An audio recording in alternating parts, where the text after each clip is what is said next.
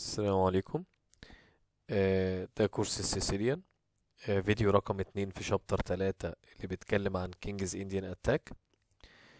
هنتفرج على دور مع بعض.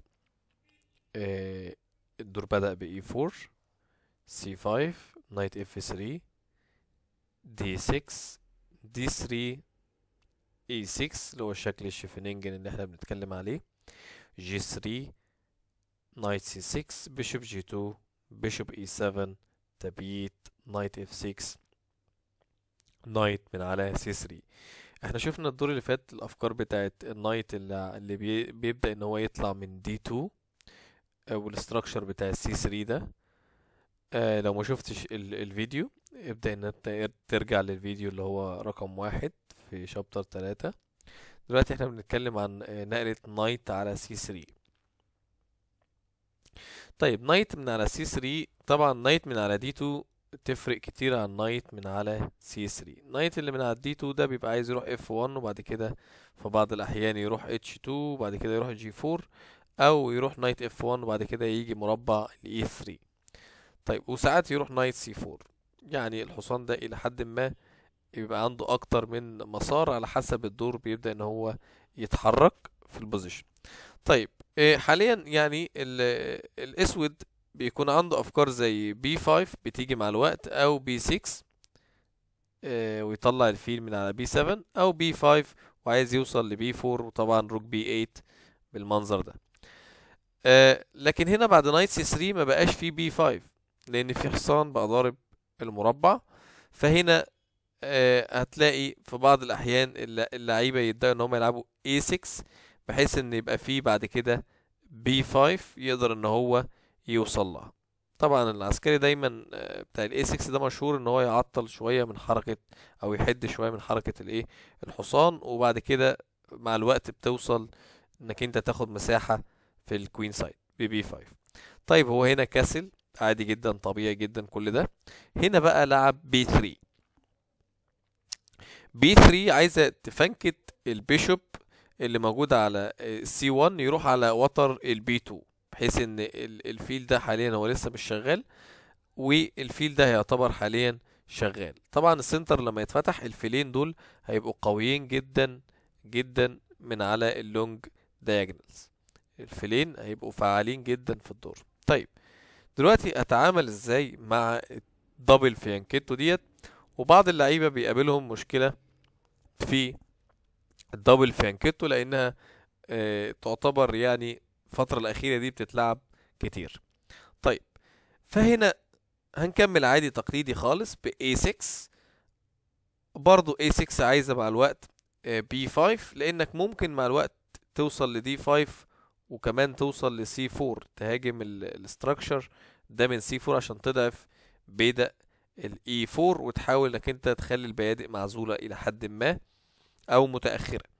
طيب فهنا بعد A6 هو هنا لعب بيشوب B2، فالاسود هنا قرر انه يلعب كوين على C7. طبعا هنا لو لعب B5 على طول فهنا الابيض ممكن يرد عليه ب E5، فلازم تكون واخد بالك من الحركة او التركة دي. لعيب الكينجز انديان دايما يبقى مستنيك تلعب B5 بالمنظر ده بحيث ان الوتر ده يكون مش محمي. E5 تبقى قنبلة. طبعا لو انت رديت غلط ممكن انك انت تخسر، زي مثلا اكلت بيدق في بيدق فياكل بالحصان طالب حصانك، ولو كلت ياخد منك الرك. فطبعا هنا عشان تتعامل صح مع البوزيشن ده وتكمل صح ممكن هنا تلعب حاجة زي نايت دي 5 تمشي عادي بالحصان بتاعك، ولو اكل تاكل بالبيدق، ولو اكل تاكل بالكوين وتبدأ انك انت تحضر مثلا ان الفيل ده ممكن يتبادل مع الفيل ده من على مربع الاف 6، بس الاول تخلص او تعبأ اخر قطعة عندك عشان ما يعملكش مشكلة الفيل ده. فحاليا بعد روك اي 1 بيشوب جي 4 يبقى انت كده طلعت كل القطع بتاعتك، طرد الفيل تمشي عادي جدا.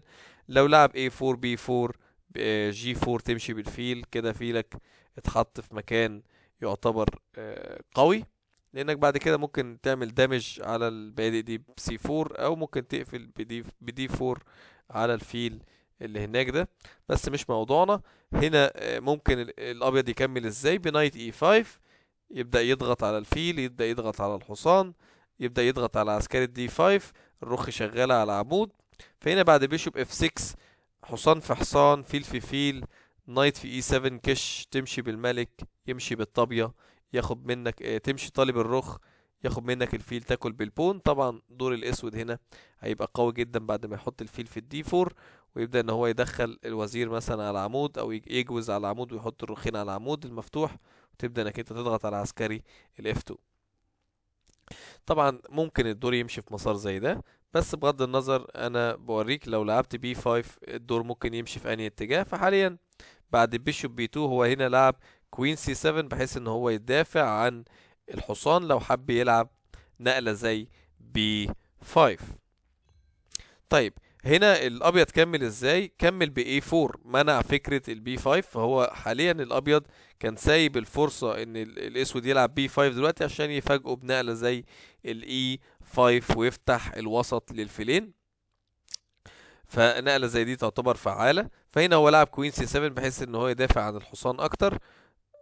فحاليا عايز العب بي 5، وزي ما شفنا ان الكوين في السي 7 بيبقى فعال بشكل قوي جدا. طيب هنا اي 4 مفيش بي 5، فهنا لعب روك على بي 8. على فكرة هنا برضو الاسود ممكن ان هو يفكر في حاجة زي اي 5، بس يعني يحاول ان هو يلعبها في توقيت صح. بس ممكن ان هو يفكر في حاجة زي اي 5، بس طبعا مش هتكون افضل حاجة في البوزيشن. الافضل حاليا انك انت تحاول توصل يا اما البي 5 يا اما توصل لدي 5. طيب تعال نمشي في طريقنا، ان انا عايز العب بي 5 بقى، يلا. فهنا دي 4 بيفتح الوسط. طبعا هنا ما ينفعش يلعب دي، لان حاليا الحصان ضارب المربع، فانا كده كده عايز العب بي 5 عادي جدا. فهنا هو لعب دي 4، عايز يكسر الوسط. اهلا وسهلا، بيدق في بيدق، حصان في بيدق، وكده الدور اتحول للاوبن سيسيليان فيانكيتو، بس المرة دي هو عامل دبل فيانكيتو. اوكي، يبقى هو وصل لدي 4 على مرتين، يعني لعب دي 3 وبعد كده لعب دي 4.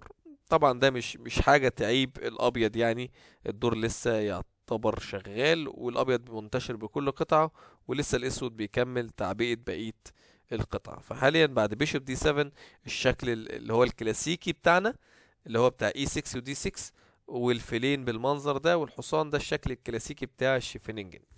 طيب حاليا حصان في حصان، اكل بالفيل. دايما اكلة حصان في حصان دي عشان تفرغ للوزير مربع الدي 4. الفكرة دي ان انا باكل الحصان عشان افرغ للوزير مربع الدي 4، ويبدأ ان انا ممكن اجيب الرخ التاني على عمود والرخ دي على عمود، وابدأ ان انا اشتغل بالارخاخ على الوسط. اوكي، لكن هو هنا ما عملش كده. الابيض ما لعبش كوين على دي 4، هو هنا لعب روك على اي 1،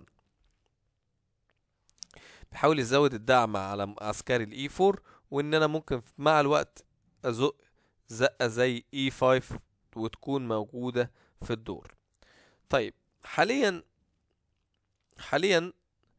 انا كاسود، انا ممكن افكر في ايه في البوزيشن؟ انا ممكن دلوقتي افكر في حاجة زي بي 5. بي 5 تعتبر نقلة كويسة، بحيث لما يجي ياكل بيدق في بيدق، اكل بيدق في بيدق بالمنظر ده.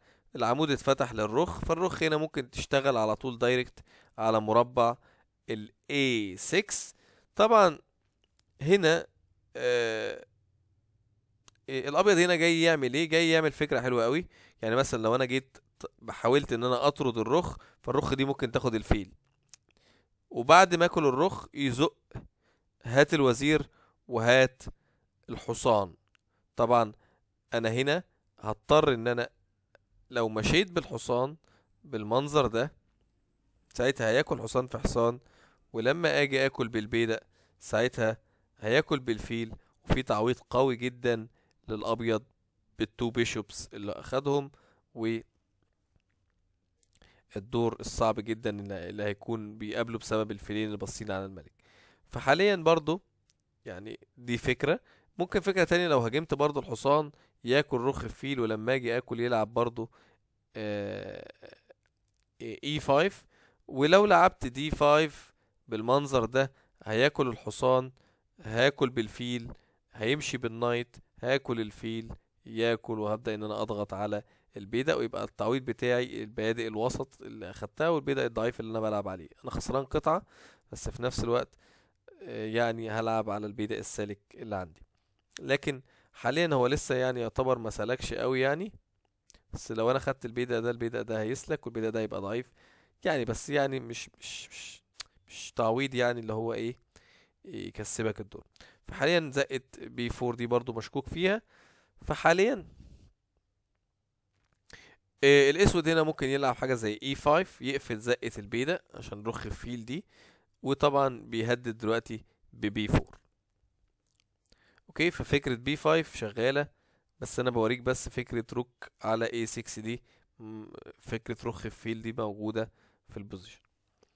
طيب ممكن افكر في ايه تاني؟ ممكن افكر في اي 5 اقفل بقى الرخ اللي جت وثابت مربع الاف 1 او عمود الاف، ومشيت راحت عمود الاي، مش هتشتغل في الاسود، مش هيشتغل في الابيض، مش هيشتغل.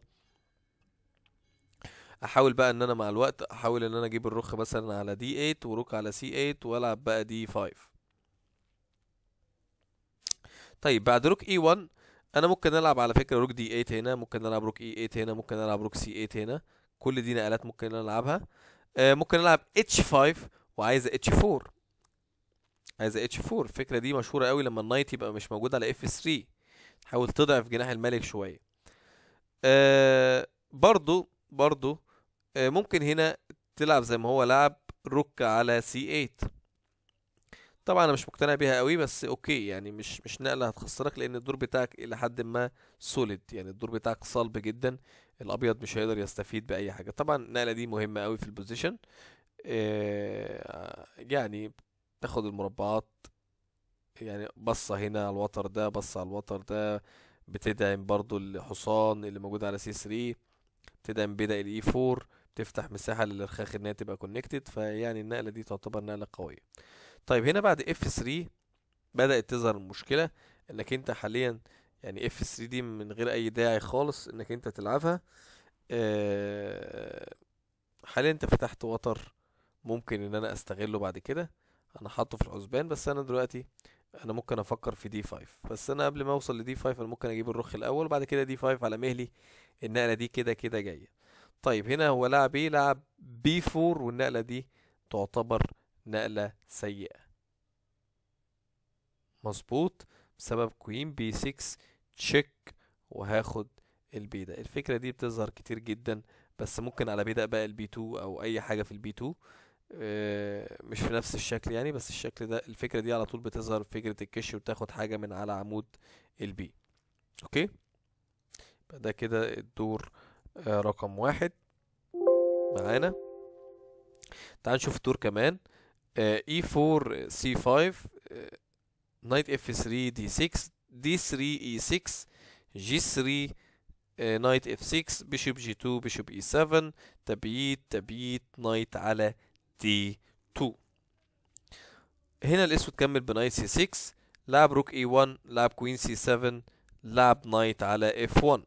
وهنا الاسود قرر يلعب بي 5، لعب سي 3، قام لاعب بيشوب على بي 7، قام لاعب دي 4. بدأ ان هو يفكر يفتح الوسط بتاعه.